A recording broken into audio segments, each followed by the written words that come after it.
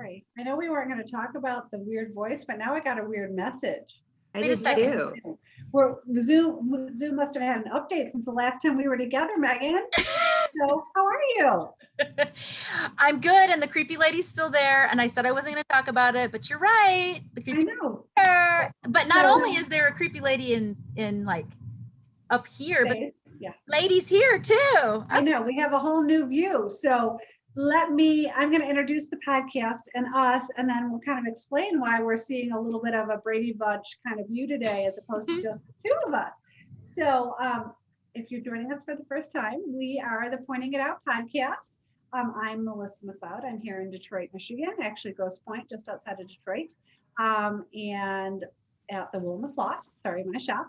And every week for over a year now, Megan and I have done something or another with this fun little thing we call a podcast. And Megan's in St. Louis at the Needlepoint Clubhouse. And together we are the Pointing It Out team. And we like to bring you all things needlepoint all the time. And this week, due to popular request, we've had so many people ask us, what's it like to be a shop owner? How'd you decide to be a shop owner? How do you come up with being a shopper? All these things, the questions go on. And we didn't think it was totally appropriate for just Megan and I to talk about this. So we brought on, Megan and I have both done things and kind of a similar path, but there's people that have been in the business for way longer than us. There's people that have started a business from scratch that have come to this from all sorts of different ways. So we tried to kind of get a balance of people here. So what I'm doing is we dragged a couple of other people along with us. Yeah, so a couple of our favorite shop owner buddies are here with us today. And Megan's going to kind of walk us through a little question and answer session about what it's like to be a shop owner. So yeah, we thought it would be sort of, like you said, more fun to do sort of a round table discussion or like a quadrant discussion as it were on Zoom. And so we've got kind of a list of questions, and we are so excited to have our friends. And so why don't we do this first? Melissa just introduced herself and me. And so Karen, why don't you introduce yourself and your shop first, and then we'll have Deb introduce herself. Okay, I'm Karen Kugel, and I own Park Avenue Needlepoint in the city of Oakwood, which is a small suburb south of Dayton, Ohio. Very good. And Deb. I am Deb Krizek. I own Stitcher's Garden in Naperville, which is a south and western suburb of Chicago. I'm so glad you had to say your last name, because I never say it. And so, that is it messes everybody up. You know what else this also means? This is like the best Midwestern group ever. Yeah, 100%. Oh, that's funny. We totally are. Maybe we'll have, hopefully we're not doing geography discrimination here, but Midwest is best. So here we are, the best of the owners in the Midwest. Or no, I shouldn't say that, because we have a lot of friends here in the Midwest who own shops. But what we did was we actually were trying to just be thoughtful about the types, as Melissa sort of said, the types of shops not necessarily the types of shops we have, but how we came into shop ownership is really a better way to say it. So each of us has a little bit of a unique perspective in terms of how the shops were started and how they kind of evolved. And so, I don't know, Melissa, do you want to start with the way you started? Or do people know, or do you want to kind of just give the baseline of the way you started, and then we can kind of go from there? Sure. So, I feel like the whole world knows our whole stories, Megan, because we just throw it all out there all the time. It's true, but in terms of this conversation, I think it would be good to have a baseline. There might be a couple people who don't know everything we repeat constantly. So, yes, I worked in retail all through high school and college, and then graduated from college, and I was a financial consultant for quite a while. And then my kids were getting older, and I'd been working part-time for a while because just trying to balance the whole mom role and working mom thing. And so I was stitching a lot, imagine that, and came into this particular shop quite a bit. And as a matter of fact, I learned how to stitch in this shop when I was 7 years old, in this very building, which I always think is super cool. And the owner at the time, her name's Jean Candler, and I think Karen knew Jean maybe, because Jean had been in business for 26 years, and I came to work for her.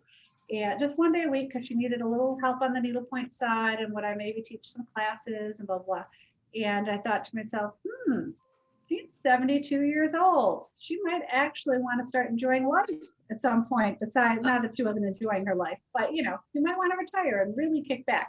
So sure enough, 3 years later, she asked me if I would like to buy the business at some point. And so I purchased the business from her in April of 2017 and transitioned it to my own business, but a lot stayed the same and a lot changed. So Melissa, when did your shop actually start? Like, do you have an approximation of when Jean started? You said you learned when you were a kid, but when? We opened so the building I'm in has been a knitting and or needlepoint shop back to 1950. Wow. Wow, that's cool. We're across the street from a high school. And I people will come in, they're like, oh, we were on our 60th reunion tour. And I had to come over because I knit my first boyfriend's sweater here. So I mean, I hear the cutest stories because this has been just a little destination shop. We're in a business on a business strip, but not in the main business road of our community. But we are right across from the high school. So I don't know all the ownership, obviously, but in the 70s, Marnie Fessenden, who many people have been longtime stitchers might know who she is because she is like kind of the queen, one of the queens of County Needlepoint. She now is called Marnie Ritter, but she's Marnie Fessenden then. And this was her shop, and she's the one who taught me how to stitch. And actually, I think her daughter did, but anyways, so then there was another owner for a quick couple of years, and then Jean Candler bought it in 1990, and that's when the name The Wool and the Floss was born. And there's actually a gal named Kath Firely. I don't know if any of you all know her at Tapestry 10. She used to live in Grosse Pointe, and I met her at market one year, and she said, "Oh, I used to work at The Wool and the Floss." And she wrote down her name and she spelled her name C-A-T-H-E. And I started laughing because I have this little metal organizer on my desk that holds like pads of paper and things. And there's those old label makers, the ones that like punch ones. Yeah. And it says Kath on there. So it's that was like her little filing place when she was here. So anyway, so it's kind of fun that there's all this history in this building. So cute. So my ownership was similar to yours. So why doesn't somebody else jump in next to talk about theirs? So Karen, do you want to go next? You're to my left. And sure. I started in 1999, 22 years in September. Honestly, I hadn't really thought about owning a shop. I started from scratch because the last kid had gone off to college, go blue. And so she had gone off to college, and I had been a cheerleading coordinator at the high school. So I kept the girls one more year. And then my husband finally said to me, he goes, you've got to find something to do, because I had been making a mess of the house. I had been redecorating and tearing off wallpaper. And so he said, you really need to find something to do. And my background is in nursing. So, at that point, I had been out of it for a while and didn't feel I was really prepared to go back with all the new technology and everything. So I said to him, well, what do you think about this idea? And he thought, he said, the worst you could do is sell everything back at wholesale and maybe we'd be okay. It wouldn't be a big deal. So I went up to Columbus and talked to Barb King, who used to own Louise's, who now Jill Allele owns the shop. But Barb pretty much opened her files to me. She introduced me to the TNNA group, which is the National Needlework Association. And they just happened to be having a class on how to start a needlepoint store. Oh my gosh. It was just, it all kind of fell into place. So I took the class. I came home and said, oh, I can't do that. And then I kept thinking, I can do this. So, that's kind of how it started. I started from scratch. It was funny. It was back then. I mean, they gave you a model of a good, better, and best shop. And the best shop was starting out with, get this, $25,000. Oh, I know. So I took $25,000 and I started the shop, and I thought I had so much stuff until I got it on the walls. And then it's like, oh my, what have I done? So that's how I started, and it's been a blessing. It really has. Deb, I want you to go next, but Karen, I just have a question. So aside from the amount of money that they suggested, was there any other nugget that you think was even relevant in that class about starting your own? No, they told you what kind of threads would be great to have, which at that time is pearl, cotton, and wool. I mean, who would think? Wow. So it was really more about wool, and I think silk and ivory was coming onto the scene, but there wasn't a lot in the way of threads, for me at that point. The discussion was really more about the product lines, which is the fun part. It wasn't about logistics and budgeting. That's what I was curious about. So anyway, and so Deb, go ahead and give us your story. So I, like Melissa, also started out with a career in retail, but had started out as a count across stitcher and then got into needlepoint when my oldest was born. So she's almost 24. And same thing, my kids got older. I needed something to do. Karen, I can appreciate your cheerleading comment. I coached my daughter through 8th grade, and then she was a travel cheerleader all through high school. So I lived a competition. And went to work for a woman named Pat Delp in the thoughts that I would purchase her business because she was getting ready to retire. She owned Designer's Desk in Geneva, Illinois, and it didn't work out. And to the credit of my accountant, he said, "Why don't you just open your own?" And I was like, I never thought of that. Okay. So my mother-in-law was my very, very silent partner and did right by me. And that was that. And we opened in November of 2017, right after Melissa. So you two came into the industry at the same time. And as did you. Well, and that's what I was just about to say. But the difference between, I guess, now that I'm thinking about it, all of us and Deb, is that there's history. Well, I mean, Karen and Deb both started their own shops, but I actually acquired a shop like Melissa that had been in existence for a really long time. And so I think most people know my kind of brief history of I started stitching belts because that's what people do here in St. Louis. And I found it really, it kind of just meditative. And I just thought, this is great. This is so wonderful. What a wonderful craft. But I didn't learn how to do that until I took a class at what was the Needlepoint Clubhouse in its other location. And so I took this class, I picked it up right away. I began working there very part-time because I had little kids, but it was really just an excuse for me to get out of the house, if I'm being frank, on a Saturday, even though I did have a full-time job too. But so I learn, I get interested, I start talking to these owners, and one day they just kind of said, I think we're just going to close our doors. And I was like, well, why? And they said, because we don't have a buyer. And I said, well, have you told anybody that you're trying to sell it? And they said, well, not really. I mean, what had happened for me was that these two women had been really the third iteration of ownership. And they were just kind of like, there's two other shops in St. Louis, we're just kind of, and I was like, whoa. So my shop had been, like Melissa's, knitting and needlepoint shop called Thread Quarters. And then it was Needlepoint Clubhouse. And it was the Needlepoint Clubhouse for about 14 years before I ever even got my hands in it. And then I did what most people would say is probably one of the worst things you can do when you very first buy a shop, which is 6 months after I bought it, I moved it. And, they say, oh, don't do that because it's a new location, But so we can get into some of those details later. But yeah, so I had the benefit of the history behind a needlepoint shop with a great base of customers and a real sort of depth of knowledge and reputation and all those things. So I really admire those of you who have just said, I'm just going to start this from scratch because I can't imagine that at all. So, you know, I made a lot of decisions, a lot of choices. I probably shouldn't have made some of the choices and decisions that I made at the very beginning.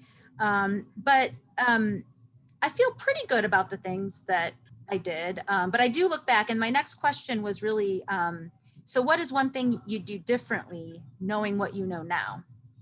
So the first thing I did was I went in and I just really like cleared the decks. Like there was too much stuff and too small of a space. And frankly, the women did a fantastic job of acquiring product lines and acquiring products, but they were just tired. And so they didn't want to just clean out and push the, you know, I mean, I was like digging old catalogs out and just throwing away. And I dug through some things that I probably shouldn't have thrown away. Some inventory that I was like, man, who needs this? You don't need that. The color of watercolors. That's crazy. They all look the same. Now I'm like, what am I, you know, I would love to say I had the whole line, you know, and things like that. So I don't regret having moved the shop. That was something that everyone said I would regret. And on paper, when you read about how you should start a business and what you should do, that's a huge no-no. But I was able to get lucky and find a really great location that would take us into the next kind of, let's call it decade. But yeah, so what about, does anybody have something like off the top of their head that you think, oh man, I totally would have done that differently had I known what I know now? I don't think so. No? Yeah. I mean, I might have gone to a bigger store because I have a very small store, but for me, it's very manageable because I'm kind of a one-woman show most of the time. But, you know, that might be the biggest thing. But starting from scratch, I mean, everything, it's such a learning experience and a process that, you know, you just kind of go along the way, and the mistakes that you make, that's, you know, you learn from that. So I don't really regret any of it. So let's take it to this way, and I'll throw this to everybody else too. So I said, what would you do differently? And you say nothing. What is something that you did that you're like, man, I'm so glad I did that right off the bat? Oh, find my finisher. Oh.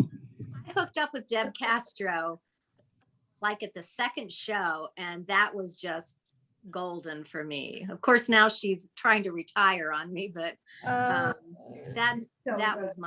was the best thing I ever did. So actual acquisition of kind of good resources. So it's particularly the resource that we're all kind of struggling with right now. But, yes. And so she's been with you for the 22 years, I think. Yes, she has. I've been very fortunate. I mean, I've used other finishers along the way, but she's been my go-to girl, you know, for all these years, and just done a fabulous job. So. And does she have an employee base, like people that work for her, or is it? No, she's a one-woman show. Wow, that's amazing. Yeah. Okay, so Deb, what would you do differently, knowing what? The only thing, I mean, I agree with Karen. I kind of, you know, learned from the ground up, and you have to go with your gut initially, because we're not basing it off of what anybody previously to us did. So you buy what you like and you hope it sells, because if it doesn't, it's yours anyway. So I think the only thing that I would have changed is I probably would have gotten more social media driven sooner. So that would probably be the main thing that I would have done. And for you, that was 4 years ago about. Yeah. And I remember Melissa saying to me about a year in, you need to get on Instagram. Really, you really need to get on Instagram. Enough already. And I was like, all right. I do recall a story about some Russian hackers taking over your account. So initially my work Instagram, our Stitcher's Garden Instagram got hacked by some guy from Russia. And or so he said. Yeah, it didn't go well. So that really turned me off to Instagram. And then we started talking more, and we talked about doing some collaborative things. And she was like, you have to up your Instagram. Fine. So I did now. And there are days, where I don't, but most of the time I try to post at least twice a day, as much as I can without, you know, going crazy, and try to post different things. Sometimes it's finishing. Sometimes it's fun canvases. It just depends. Gotcha. So, and I think that that's an accurate statement for just 4 years ago would be the social media piece. For Karen, that probably, I mean, We didn't have it. fair, that wasn't really an issue 22 years ago. We So, didn't have a computer. oh, wow. Wow. I did. I'm teasing. I did have a computer, but you had we had the cash register, you know. Yeah, gotcha. Okay, how about you, Melissa? So something you do differently? Well, I'm going to kind of comment on a couple of things because first of all, when I bought the business from Jean, she had a computer in her office, but we had an old cash register, like the same cash register I used at the Little League field when I volunteered for the Like the buttons? And you picked the department and we hand wrote every ticket. Yeah. So we literally didn't, in my opinion, did not have a computer. She had And that one was of her- 2017, let's remind people. Yes, Yeah. exactly. Okay. So I had a big like leap to come forward. So I think there's two things related to that. First of all, I actually was going to say initially what Deb had said was, even though I feel like I was nagging her to get onto social media, it's only because I was only a little bit ahead of her. Like I just realized instantly what a difference it made in my business. And I guess I wish I'd done it sooner. That said, when you start a new business, whether you buy an existing one or start from scratch, you're so overwhelmed, and maybe that's a wrong phrase to use, but I think it's right in my case. There were many days where I was overwhelmed by everything I'd taken on. And I was so fortunate that I had a business degree. So when you own your own business, you're the accountant, you're the marketer, you're the sales girl, you're the janitor, you're the accounts receivable person, you're the everything. And so there are some days when you're first starting out, especially like while you're getting your systems in place. And there weren't really good systems here for like effectively getting things accomplished. Things happen, but they weren't, I'm a very, most of the time, organized person. And so I spent a lot of time like getting systems into place. And when I purchased our POS system, I guess that's maybe one thing I regret is I went with a well-known but kind of easy option. And I was too scared to do something that was going to be a lot more expensive because, you know, I self-funded my own business. And as much as I said, well, worst case scenario, kind of like Karen, my husband's actually a mergers and acquisitions attorney. So he's like, well, worst case scenario, you know, you make $20,000 and we sell the place and you're fine. You know, like we haven't lost our shirt. Kind of like what Karen was saying. Yes, exactly. So that was kind of the mentality. So I didn't want to overspend at the beginning because I was so afraid of, you know, spending too much from the get-go and having to be careful with my P's and Q's. And in hindsight, I probably should have taken a little bit more time with that decision and maybe invested more than I did because it's totally working. Our POS system is fine. Our website is fine, but fine isn't necessarily what we all, you know, want to be. We want to be better than fine. Well, and so you are actually segueing really nicely into the next kind of question, suggested topic of conversation that I kind of put down here on this list, which is the finances. So, you know, I was really lucky to be buying a store from women who were going into sort of the sunset of their career. I had an owner financed loan, and that's not a secret. I mean, they gave me they wanted to help me out. They wanted their business to thrive. So they gave me very good terms on an owner finance loan because I didn't have the cachet or the credit score as an individual business. So I had an EIN that I had had for a really long time, but I couldn't go into a business and be like, hey, can I get couple $100,000 to be running a business? They would have looked at me like I was crazy. I have 2 young kids. I've got a mortgage. I've got, you know, and so these 2 women really wanted to help me make this business continue to run. And so I fell into a very, very lucky, and I know I'm lucky and I'm grateful for it every day. Because again, I didn't have the ability to put out a whole lot of money. And I know that and you have to put out some money in order to you have to spend money to make money. I mean, we all know that. And I think that as maybe it's because we're like hobby shop owners or maybe, so it seems like a lot of fun to a lot of people, but this is a really stressful financial endeavor, even if it is needlepoint. And for all four of us, I think I haven't specifically asked, but we don't have other jobs. We don't have, this is a business. This isn't fun. It is fun, but it's not just for fun. Right. And so started out that way. Say that again. Started out that way. Yeah. For you, it was something to do, but is what you said. But at the same time, I don't think that your husband would have been real pleased if you had gone into a business and started losing money, So I guess I'm kind of curious. I don't really know, I don't really need, we don't need everybody to give specific details, but I took for myself, I took a look at the books. I had, my husband is also an attorney, but I also had our accountant and our financial advisor help me take a look. I met with another small business owner who had owned a small business for way longer than me. And she's a trusted friend. And she was like, are you crazy? This business is not, she was like, have you really looked at these numbers? And I was like, I'm not a business person. I don't know, but I think I can make more money. And she was like, thinking you can make more money. And she's like, how much money are you putting into this? And then when I explained the terms, because the books did not look super duper fabulous, I was leaving a 6-figure job.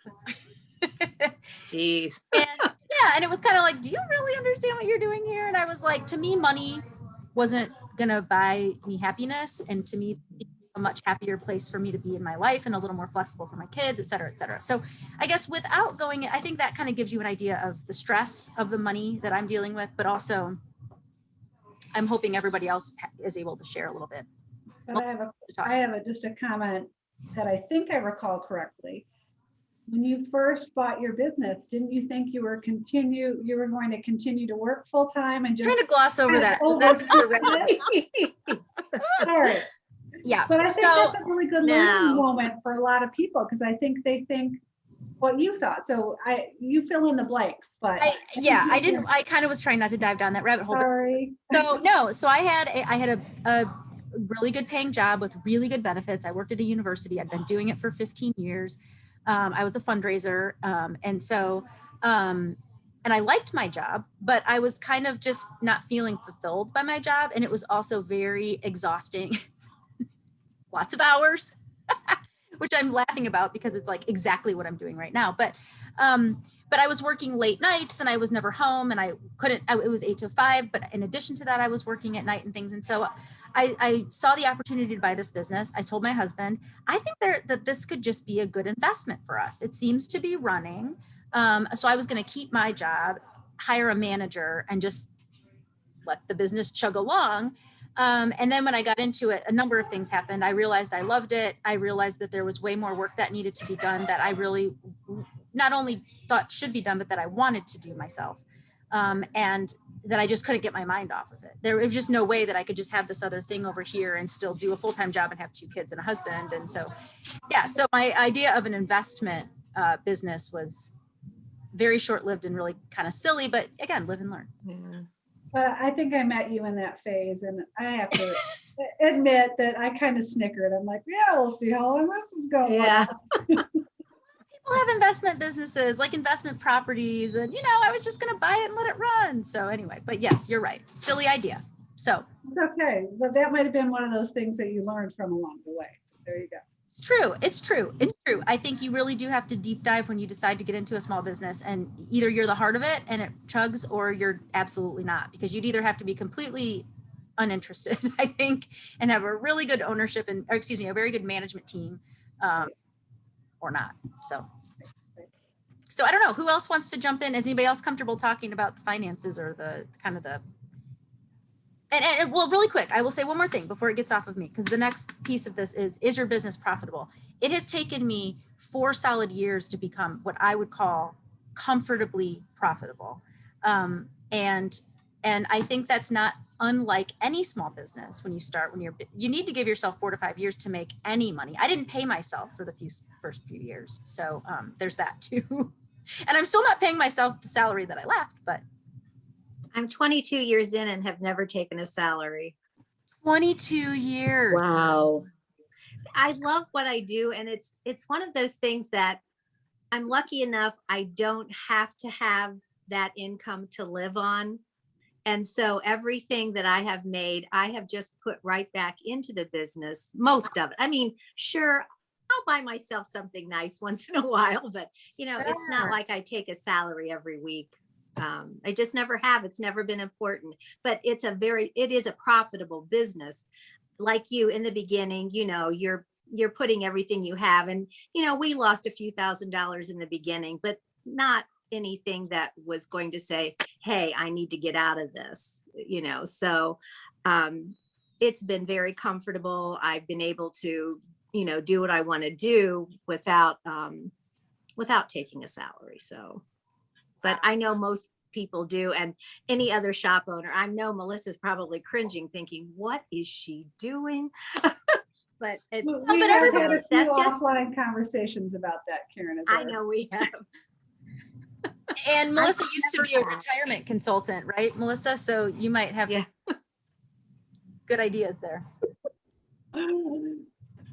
Well, you go ahead, Deb, and I'll go last on this. I have not taken a salary yet either. I, like Karen, have purchased some new things for myself here and there. My accountant has finally agreed that my Birkenstocks that I wear every day are considered a uniform expense. So I count Nice. that as a positive. When you're starting out, it's like Megan has also said, you turn everything back around. And because my background was retail, I basically sat down with my Needlepoint really good friends and said, okay, here's my sales goal. Do you think we can do this? And they were like, yeah, we can totally do that. And now the sales goal has increased, along the way. And I had a friend in the industry say to me, if I don't do this much every day now, she'd been open about 6 years. She said, I'm kind of annoyed. Like, why not? Or concerned. Why didn't I do Yeah. this today? And that's kind of where we're at. But in the long run, I look at the end of the week and the end of the month, and I think, okay, I'm paying my bills. I'm paying my staff. It's all good. And I am like Karen, I don't have to rely on this income to pay my mortgage. So as long as I don't have to ask, my household budget for any financing, I'm pretty good. I mean, I'm lucky. I basically go to Disneyland. I always say I go to my own personal Disneyland every day for work. Oh, that's great. Well, So nice. I feel like I'm going to have an intervention with Karen. I know. And by the way, she's already had interventions with me. So you're not. So now I don't want to sound obnoxious because I certainly don't know everything there is to know, but I do have a business degree, and I also am very fortunate that I don't have to put food on my table.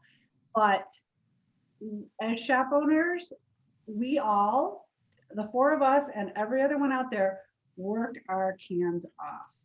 And we deserve to be paid for that. This is not a not-for-profit business. We're not saving lives here, but we are working really darn hard. And you guys should treat yourselves and actually pay yourselves something. That said, to kind of really answer the question, I did self-fund. I was fortunate that I bought my business when I was 50 years old, and I had been a financial consultant. And because I'm a financial consultant, I had savings, et cetera, et cetera. So I self-funded my business. But the typical rule of thumb is that you shouldn't be buying a business if you don't have it should have a 3-year payback.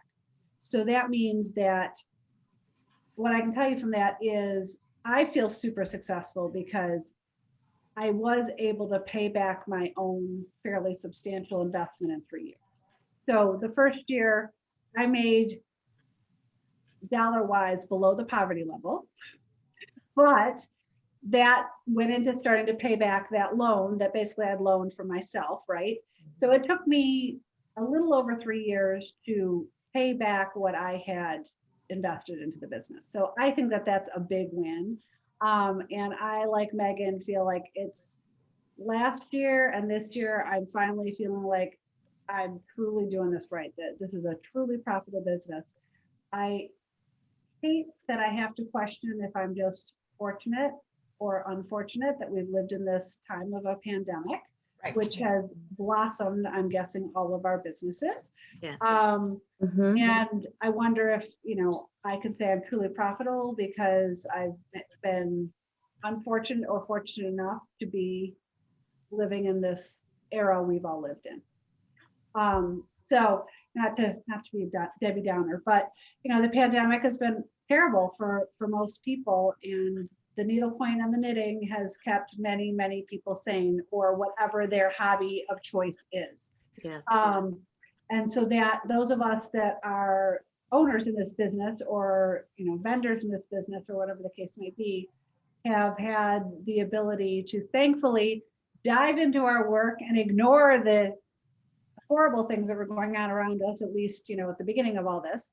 So we had that luxury, and we had the luxury of it growing our business, and the joy of being able to share this craft with so many new people stitching that discovered that life was so stressful and so anxiety ridden, especially during the second and third quarter of 2020. We were able to share this with them to kind of mentally help them survive all this. So, and so we're fairly profitable. So yay us. So I guess that's my thing. The other thing I think I mentioned earlier is that my husband's a mergers and acquisitions attorney. And what I didn't mention was my old owner's husband was also an attorney. So, she always ran her business totally without him. I run my business completely without my husband. But when you're buying and selling a business and you're married to an attorney, you feel really, really lucky that you have that resource. The other thing I didn't mention is our two husbands were partners at the same law firm. Wow. So as we're going through these negotiations, which were super friendly and whatever, and everything was fine between Jean and I, but then the two husbands would get into it, because Jean, kind of like your old owners, Megan, was very invested in having her legacy live on. Right.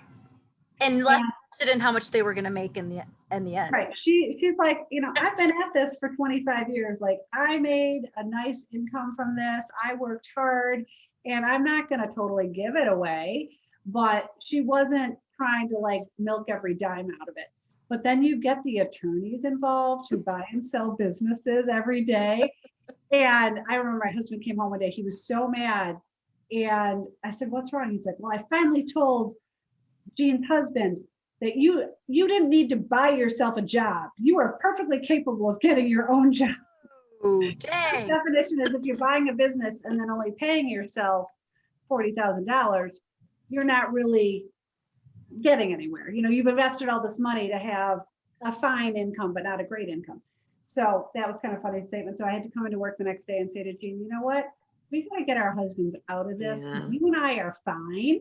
Yeah. And they're both putting on their bulldog attorney hats and acting like attorneys are supposed to act, like fighting for their clients, but we didn't need to fight because it's all fine. Yeah. So anyway. Well, it's funny that you say that, because my husband is also an attorney. And he wanted nothing to do with my contract at all. He's like, I'm a bankruptcy attorney. I deal with real estate. Like, that's fine, but I know nothing about buying a business. And I was like, oh, great. That's why I went to my friend who owns a small business and actually was able to more parse out the pieces of the finances and my accountant, So, and I'll say one more thing. I'm going to make this public knowledge now. I actually considered buying another shop after I owned this one. And I looked at the books. And so this is going to kind of take us into, do you recommend starting a shop for others who are interested in doing so? Because we get tons of questions about, Melissa and I also, because I'm doing this Monday thing, I get questions like, I want to start a shop. Should I start a shop? Do you think the other people should start a shop?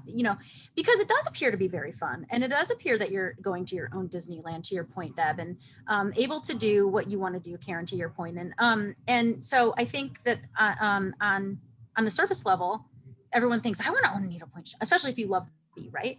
But it is a business. And I thought about buying another business. I looked at it, speaking of back to the contract, made an offer. I had my husband look at the contract. We made the offer, and the owner laughed at me and was like, well, that's not enough money. She wanted all this, what they call blue sky, right? So and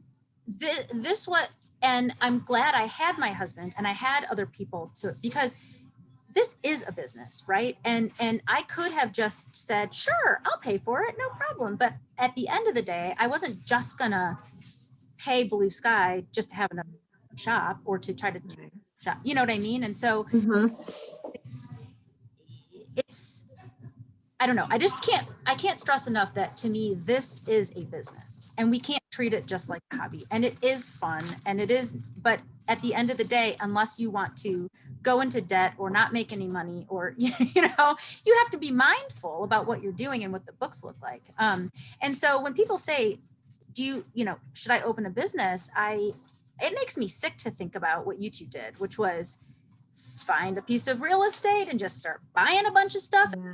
Came in the doors, like I had all these things and people telling me you should do it and we're going to still support you and all this stuff. And so I had kind of the guts to do it. But I would say there are a lot of reasons probably to start a new shop depending on the location and but I would say take a hard look at the book, someone else's business, to Melissa's point of having the attorneys go at it.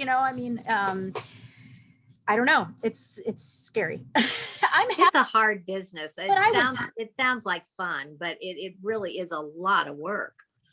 I think we all agree to that. I mean, that out a little bit, Karen. So, if somebody says to you, what do you think? I want to start a needlepoint shop. Like when you say it's a lot of work, kind of help them understand what that a lot of work means, right?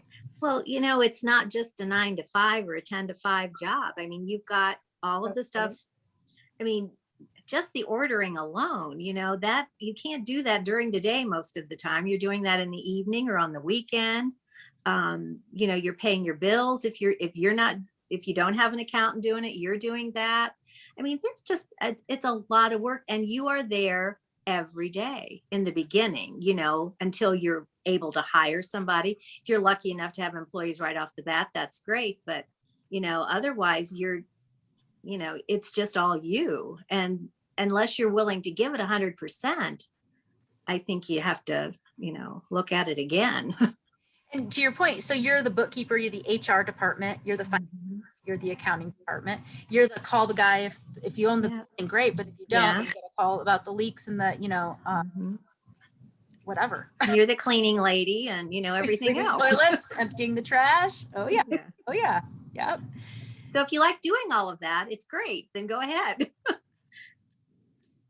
I think the other component, when I first opened, I had a very good customer say to me, "Oh my God, you've got my dream job. You just get to sit around in needlepoint all day." And I burst into laughter, and I was like,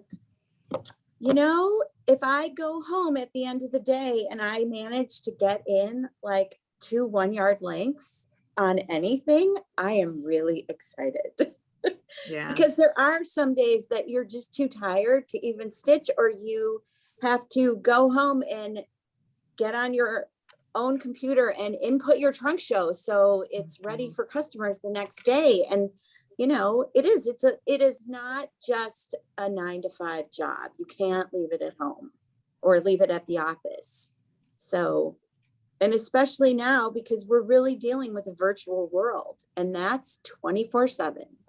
That's right. And Melissa, maybe you could, because the other thing about this industry and owning your own business is that we have a funny little industry where ordering, to your point, Karen, is not like you're, Walmart and you're ordering from Johnson & Johnson and blah, blah, blah. And you're just like, typing these buttons and sending these emails and there's a whole system. This is all nuanced. You've got shops, so maybe you could talk. I mean, Melissa, you spend how much time doing your ordering? I know you have a very scheduled.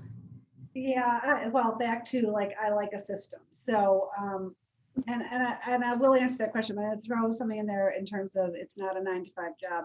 And I'm sure many of you, your day is the same as mine. Although I'm a little OCD, so, and I probably shouldn't say that because that's unfair to people that actually have a medical diagnosis. So that's probably not very PC, and my 24-year-old would yell at me. But I'm very structured in what I do, and I tend to overdo a lot of what I do. So I wake up in the morning and the first thing I do is I look at social media and I answer everyone's questions and I comment on everyone and blah, blah, blah, blah. And then I get out of bed. At this point, I haven't even gotten out of bed yet. Oh, geez. I get dressed and my clothes have been laid out the night before because I'm not a morning person. So, Melissa, we're living the same life, 100%. so I put on the clothes I've laid out the night before, and I go downstairs, and over breakfast, I kind of look at emails and I hit delete, delete, delete wherever I can for all the, like, you know, our shop emails are just like our personal emails. And all the people are trying to sell us, all the random yarn companies and random this and random that are trying to sell us stuff. So that you delete all the junk.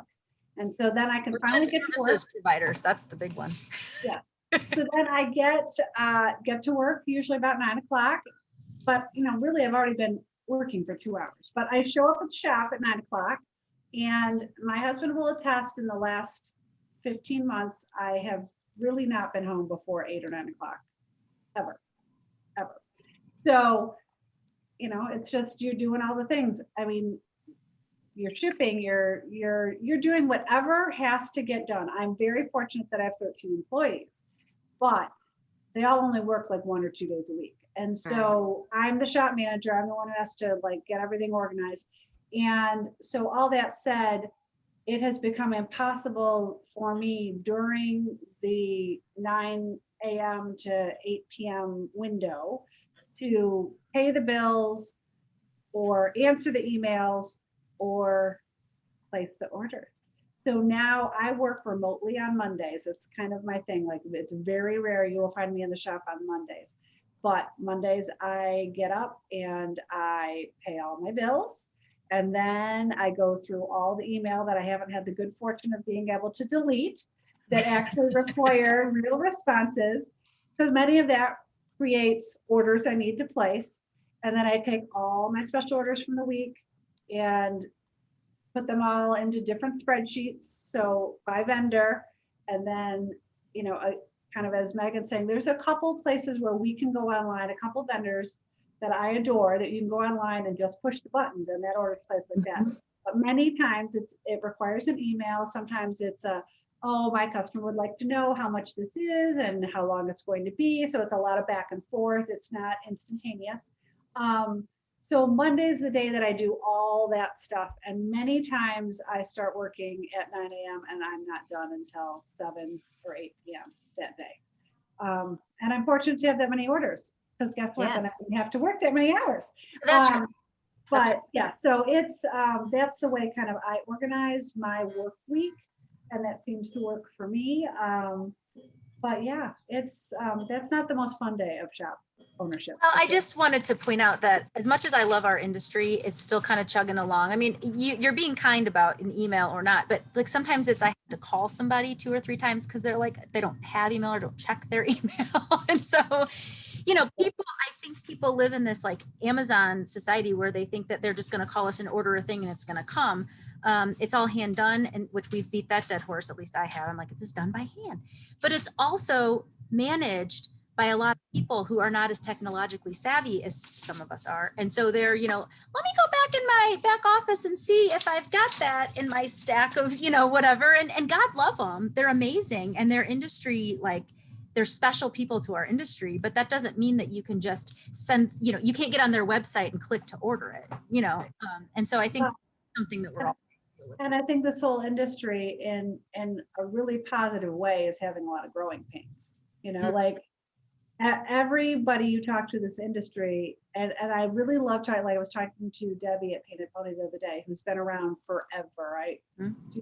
She's been around even longer than you, Karen, I think. Hey. And I mean, even she will say, we're so fortunate, but we're so buried, you know, like it's hard to keep up at this pace that we've been fortunate enough to have. And that therefore, you know, things slip through the cracks and might require a couple extra phone calls. And I'm not saying that about Debbie, in case she's listening. I just, you know, she has just mentioned that this is even like, she hasn't had an era where it's boomed like this before. So that, you know, means that we're all trying to figure things out. I also wanted to give you as authentic of an experience as possible, which is why I'm sitting in our back room, which is also a hustle, bustle, busy place. And, you know, trying to get work done too. We don't each have our own cubbies. We don't each have like an office space where we can sit down and, you know, I mean, it's just like a movie happening place too, you know, and unless you're at home to Melissa's point, at your kitchen table. Yeah. And again, remember what I just said, at home doing work. Right. Table, Exactly. off, and I think that we're flying the flag of most small business owners. We're no different than any other small business owner. And I'm not trying to say we are, because anybody who has ever owned a small business in any industry knows that you put your heart and soul into it, and you do it because you love it. But it's also, this just happens to be an industry that's had like a crazy years, and also happens to be a little more nuanced because of all the mom and pop and the small businesses, and they're all, kind of working differently. But so I kind of, not that I want to end, because I want to make sure everyone's had a chance to say what they love and what they wish they had known or not known, so if I've glossed over anything, let me know. But the last question on here is, what is your favorite part of local needlepoint shop ownership? And the list for me runs kind of long, but I'd love to hear who wants to go first and say what you love about this job. Want me to pick something? Deb, you want to go first? Sure. I think that what I love is the sense of community, for sure. I love the customers, truly. I love to see what they're all doing. I think one of the benefits of this social media world is that we now get to see a lot more finished projects, whereas before we would see the beginning, maybe the middle, and occasionally the end, but now we get to really see what people are doing. We always joke that this is the place where you can come and we won't tell your husband that you're here. So it's kind of a safe zone for a lot of ladies, and they've developed a lot of really great friendships. And so I really do love that. I do. I have the greatest job in the world. Some days I feel super buried, but I still get up every day and walk in and go, so it's good. What happens at Deb's shop stays at Deb's shop. That's that is exactly right. No need to go to Vegas. Just go to, I'm sorry, was it Naperville? I'm sorry, I can remember. Garden is a safe place, and you can, we're all living the same life. We're just only the actors' names change. So to protect the innocent, is that it? Yes. Exactly. All right, who wants to go next? Karen, do you want to go next? I'd have to say my customers. I mean, I have watched in 22 years, watched them, little girls I have taught to stitch who've now graduated from college, and, some of them are getting married and having babies. And I mean, it's been a great experience, just, all around. That's awesome. Taking a quick picture of us. Melissa. Yeah, so I guess two parts of it, even though I've just talked about like how much I'm working, I love being my own boss. I love knowing that I have control for better or for worse, or whether this ship sails or goes down. And that's, the buck stops here, and that's kind of a nice thing to know when you get up in the morning. You don't have to ask anyone's permission for anything you want to do. My staff kind of cringes when I say, I have an idea. They go, oh, no. Go ahead. But yeah, so, and then as you all have alluded to, the sense of community. I mean, being in a business where all of your customers walk in the door happy. I mean, every now and then there's a needlepoint crisis, shall we say, which, let's keep it all real here, folks. It's Needlepoint, but everyone knows this is their happy place. They come in the door, they're happy. And the other flip side of this, and I think people that are watching this are seeing this right here, like the people on the inside of this industry we have such a great relationship. I mean, we've all been so devastated that we haven't had market, haven't been able to get together. And yes, that's a little bit business oriented, because it's way easier to pick out good product when you can put your eyes on it. But it's also that, I mean, we all really enjoy each other. The friendships. Deb and I met at her first show. She was happened to be behind me in line. She said, I'm a brand new shop owner. This is my first time here. And it was my second market. So, I was so experienced. And I said, well, come to dinner with us tonight. And that's not me like being super open and friendly. That's just how this industry is. Yeah. Like anybody else standing in front of her probably would have said the same thing. The fact that we're both, gluten-free also helped because we had the same eating issues, but we digress. Excuse me, And we both parent. drink beer. I was just about to say that I think there might be a Bud Light connection there too. Yeah, there is There's a Bud Light. definitely. It's not a paid some promotion liquor. for Anheuser-Busch, but When I talked to Karen very early on in my career, I think I was sitting at this very table about, I don't know, 3 months into store ownership, and I can't even remember the exact reason I called you, but I messaged you about a Kelly Clark class, and I can't even remember why I was asking the question. Oh, I think I was going to maybe do a remote class. I think she was coming up or something, wasn't she? But I was talking about maybe doing like a remote class with it, which seemed like a really far-fetched thing 4 years ago. Get that? Yeah. Okay.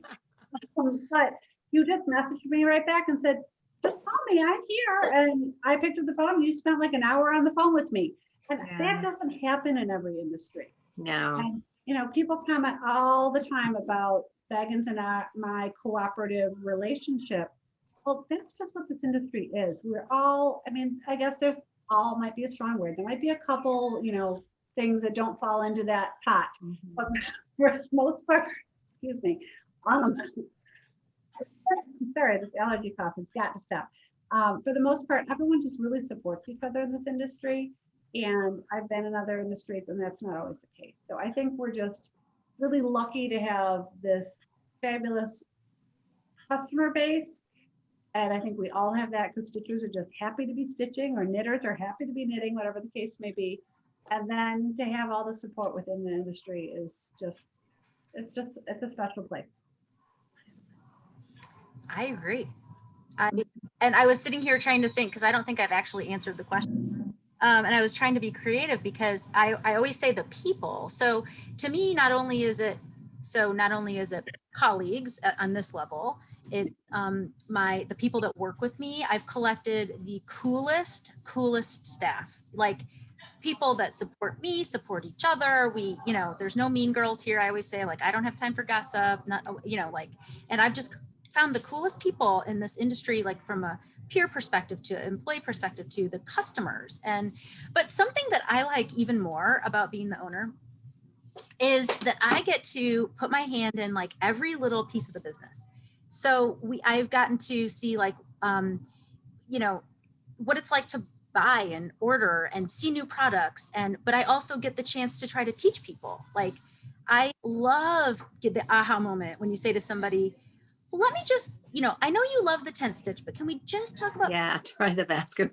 So fun. It's so fun to see somebody go, you have just, oh my gosh, like that light bulb, or even if I know you love basket weave, but let's just try diagonal mosaic for a second. Let's just give me a minute, just get, And so that part is super fun. Or saying to somebody, like, I know my customers pretty well now. And that's kind of, I've always been in a relationship building business. And so it's kind of something that I just enjoy. So I see somebody coming and I'm like, oh, Lena, I found something today that you would love. It's these elephants. And she's like, let me see it. And then I get to show her and she's like, oh my God, I do love that. Let's order it. So it's like, it's really fun to be able to watch all the pieces and like connect all the dots. And so the people are great, but I think as the owner, the cool thing is to be able to sort of look at the bird's eye view of all aspects of the business and be able to like see it all kind of like piecing together. And that's really fun to me, is the strategic, unintentional strategic process of it, I guess,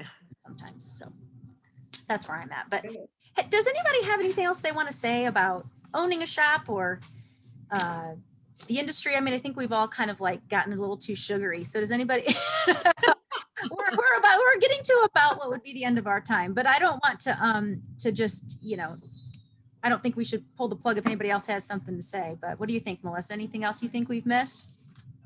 I think I'm good. Deb and Karen, how about you? I'm good. I'm good. I think you girls have done an amazing job. I mean, you kind of hit everything that needed to be talked about, and I think you guys know what you're doing. Well, thank you, but so do you, which is why we have you here. We admire and learn from, I will speak for myself. You all have been a part of the industry longer than I have, and I've always felt like I've learned something every time I talk to an industry friend. So I think this is a lot of fun. So I hope that people have gotten something out of this. Melissa and I mean, I'll speak for myself. I have. This has been fun. This was great. I've got some good questions for you guys afterwards too. Okay. Oh boy. So I will just wrap things up because we don't want to get too crazy. We don't want to show the Needlepoint Shop owners Girls Gone Wild section here. So I thank everyone for watching and coming to the end of this. And if you have gotten to the end and you have not yet hit subscribe, we ask that you please hit that little subscribe button that's on the YouTube right above where you'll see this video. It just helps us to continue to get the word out and find more awesome people like our friends here. And thank you for your time, and keep stitching, everybody. And I want to thank Karen and Deb for joining us, and we will make sure to put links to their shops in the show notes. Yes. Because we want to make sure people know where to find you, because even though you're in Chicago and just outside of Dayton, we're also all on the World Wide Web. So people can find you guys anywhere, and lots of social media fronts and everything else. So we thank you for your time. And I know lots of people have been asking for this kind of episode from us. So I know they're going to be excited to have heard from all of us. Absolutely. Thank you for helping me there. So, all right, girls. Thanks for Thank having us. you. See you soon. Bye-bye. Bye.